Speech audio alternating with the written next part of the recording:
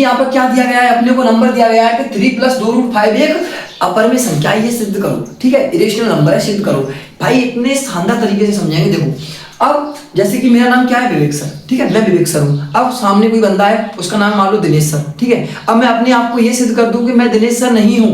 मैं क्या सिद्ध कर दूं भैया, मैं ये सिद्ध कर दूं कि मैं दिनेश सर नहीं हूँ। तो मैं कौन बचा, विवेक सर। ऐसे ही अपन इस नंबर को सॉल्व करेंगे। अपन ये लेके चलेंगे कि भैया ये परमेय संख्या है। क्या लेके चलेंगे, ये परमेय संख्या है। और लास्ट में अपन सिद्ध कर देंगे कि ये परमेय नंबर था ही नहीं, ये परमेय संख्या थी ही नहीं। तो जब ये परमेय नहीं होगी तो क्या बचेगी आपकी, अपरमेय संख्या बचेगी।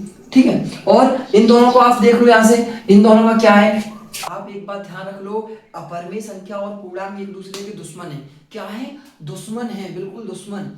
अब अगर कोई नंबर आपका अपरमेय संख्या हो गया तो वो पूर्णांक नहीं होगा, और अगर कोई पूर्णांक हो गया तो वो आपका अपरमेय संख्या नहीं होगा। ठीक है, चलिए अब देखो अपन क्या करेंगे, अपरमेय संख्या अपने को सिद्ध करना है तो अपन लेके चलेंगे कि ये परमेय संख्या, और लास्ट में अपन सिद्ध कर देंगे कि ये परमेय था ही नहीं। तो देखो 3 + 2√5 आपका क्या है, परमेय संख्या है। क्या है, परमेय संख्या। अब जैसे ही अपन ने परमेय लिखा, क्या लिखा, परमेय। अब परमेय लिखा तो अपने माइंड में क्या आया कि परमेय संख्या तो P/Q के रूप की होती है। तो देखो यहाँ पे अपन ने P/Q लिख दिया, और लास्ट में जो अपना बराबर में जो नंबर दिया है वो लिख दिया।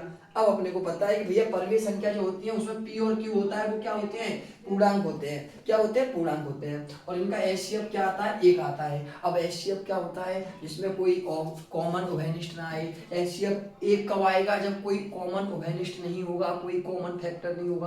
ठीक है, जैसे मैंने बोला 5 और 7, बताओ कोई नंबर जो 5 में भी उसका भाग जा रहा हो, 7 में भी जा रहा हो, कोई नहीं है, सिर्फ 1 है। ठीक है, और जिनका HCF आपका 1 आता है उन्हें हम सह अभाज्य संख्याएं भी कहते हैं।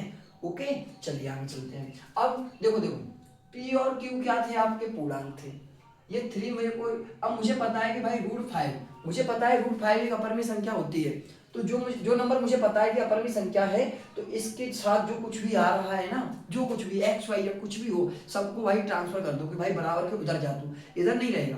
इधर ओनली क्या रहेगा, जिसको हमें पता है कि ये अपरमेय संख्या है। ठीक है, अब इसके साथ क्या था, 3 था, 3 इधर आएगा, माइनस का हो गया। ठीक है, 2 था, 2 इधर आ गया, बटे में आ गया। अब एक बात समझना, एक बात ध्यान से, P और Q क्या थे, पूर्णांक थे। पूर्णांक में कुछ भी घटा दो, क्या मिलेगा, पूर्णांक मिलेगा। पूर्णांक में किसी का भी भाग दे दो, क्या मिलेगा, पूर्णांक मिलेगा। पूर्णांक के बराबर में जो होगा वो भी तो पूर्णांक होगा।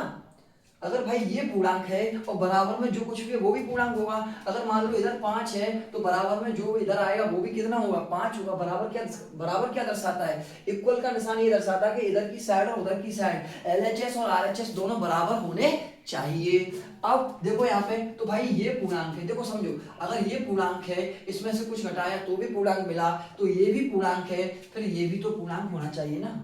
जब ये पूर्णांक है तो ये भी पूर्णांक होना चाहिए, लेकिन अपने को पता है ये पूर्णांक होता ही नहीं है। ये क्या होता है, आपका अपरमेय संख्या होता है।